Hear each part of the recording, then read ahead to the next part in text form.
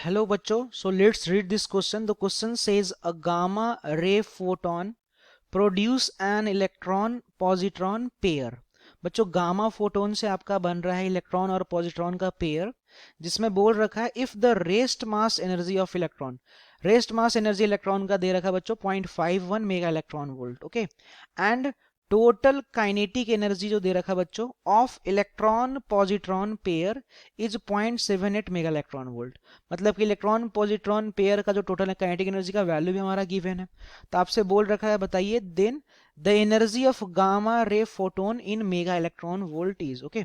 सो हमें यहाँ पे बताना है कि बताइए जो एनर्जी होगा आपका गामा रे फोटोन का इन मेगा इलेक्ट्रॉन वोल्ट वो आपका किसके बराबर होगा। तो बच्चों अगर अपन बात करें की concept to introduce the main concept of the problem, तो बच्चों की कॉन्सेप्ट में हमारा सबसे पहले अपन बात कर रहे होंगे अबाउट द एनर्जी कंजर्वेशन का कॉन्सेप्ट को।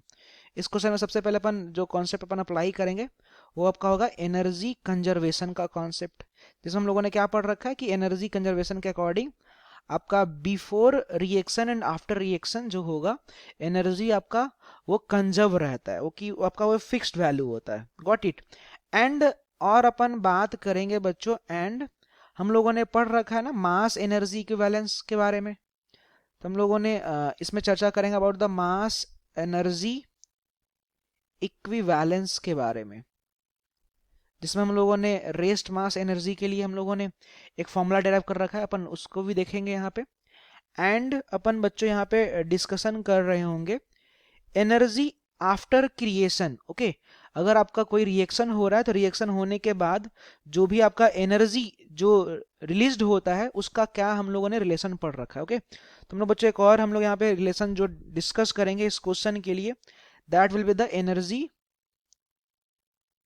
Energy after creation of particle. Particle के क्रिएशन के बाद जो एनर्जी का हमने रिलेशन पढ़ रखा है वो भी हम लोग बच्चों इस क्वेश्चन में के थ्रू पहले समझेंगे ना। तो एनर्जी कंजर्वेशन का तो कॉन्सेप्ट पता है, एनर्जी कंजर्वेशन के कॉन्सेप्ट से तो अपन कह सकते हैं ना कि एनर्जी जो होगा आपका बिफोर रिएक्शन और आफ्टर रिएक्शन ये एनर्जी बच्चों आपका क्या होगा, ये बराबर होना पड़ेगा, ठीक है। ये हमने पढ़ रखा है इस कॉन्सेप्ट को, गॉट इट। बट अगर नेक्स्ट कॉन्सेप्ट में बात करें about the mass energy equivalence, तो मास एनर्जी इक्विवेलेंस में बच्चों हम लोगों ने क्या पढ़ रखा है कि आप किसी भी मैटर के मास को you can convert it into energy. And हम लोगों ने यहाँ से रिलेशन पढ़ रखा है E इज इक्वल टू क्या होता है आपका एम सी स्क्वायर के बराबर होता है बच्चों। जहां पर अगर हम बात करें C, तो C is the speed of light, speed of light. In fact इसका वैल्यू भी हमें पता होता है कि ये होता है 3 × 10⁸ मीटर पर सेकेंड, ओके। और अपन यहां से क्या कह सकते हैं कि इस कंडीशन में वी कैन से ना कि एनर्जी जो है that is directly proportional to the mass of the matter. अब अगर रही बात फाइनल, अगर अपन कंक्लूजन पे बात करें तो हम लोगों ने एक और रिलेशन पढ़ रखा है अबाउट द एनर्जी, एनर्जी का एनर्जी किसके लिए, फॉर क्रिएशन ऑफ पार्टिकल। जब आपका पार्टिकल क्रिएट हो रहा होता है तो उस टाइम पे हम लोगों ने एनर्जी का जो रिलेशन पढ़ रखा है बच्चों, वो रिलेशन आपका क्या होता है, तो आपका रिलेशन होता है rest mass energy, rest mass energy of electron and positron, electron and positron plus total kinetic energy, total kinetic energy of electron and positron pair. ये हमने रिलेशन बच्चों पढ़ रखा है। इनफैक्ट अगर मैं यहाँ पे बोलूँ कि यहाँ पे E minus is representing what, तो आप बोलोगे E माइनस रिप्रेजेंट कर रहे हैं यहाँ पे इलेक्ट्रॉन को, और बच्चों E plus is representing here the positron. अच्छा हम लोगों ने एक चीज और पढ़ रखा है इनके केस के लिए कि इलेक्ट्रॉन और पॉजिट्रॉन का है, इनका जो मास होता है बच्चों ये आपका किसके बराबर होता है, तो आपका होता है 9.1 इंटू 10⁻⁻ का 31 kg के बराबर। मतलब दोनों के लिए मास सेम है ना। अगर मास सेम है तो उस कंडीशन में रेस्ट मास एनर्जी भी क्या होगा, सेम होगा, ठीक है। क्योंकि हमने देखा ना कि energy is directly proportional to the mass of the matter, ठीक है।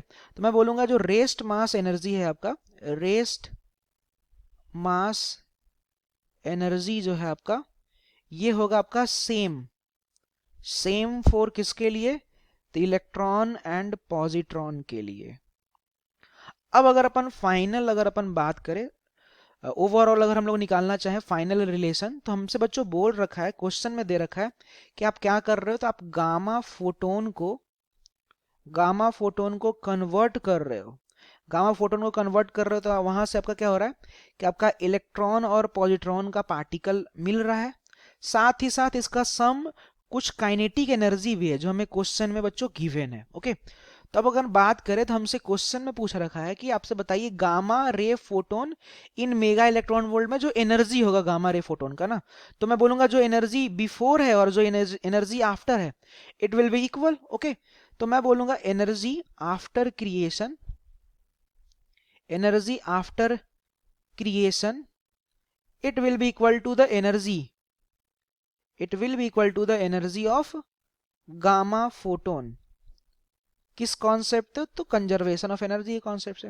तो इसका जो रिलेशन आ जाएगा हम लोगों ने अभी जस्ट देखा ना, ये क्या होता है, rest mass energy of electron and positron. Okay, तो रेस्ट मास एनर्जी जो है आपका इलेक्ट्रॉन एंड पॉजिट्रॉन का, हमें क्वेश्चन में बच्चों गिवन है इलेक्ट्रॉन का दे रखा है 0.51, तो अगर इलेक्ट्रॉन का 0.51 दे रखा है तो पॉजिट्रॉन का भी तो उतना ही होगा। तो मैं यहाँ पे लिखूंगा कि जो आपका इलेक्ट्रॉन का दे रखा है, आपका दे रखा 0.51, ये हमने लिखा इलेक्ट्रॉन के लिए, प्लस पॉजिट्रॉन के लिए भी उतना ही होगा, तो मैं लिखूंगा 0.51 किस फॉर्मूले से, तो इस फॉर्मूले से rest mass energy of electron and positron, ये मैंने लिख लिया। फिर मैं करूंगा प्लस, अब अगर अपन आया थर्ड पार्ट पे जो हमसे बोल रखा total kinetic energy of electron and positron pair, तो बच्चों ये हमारा दे रखा क्वेश्चन में 0.78 मेगा इलेक्ट्रॉन वोल्ट, तो जगह 0.78 मेगा इलेक्ट्रॉन वोल्ट। अब अगर आप इसको फाइनल ऐड करोगे तो after adding it will be equal to 1.78 mega electron volt.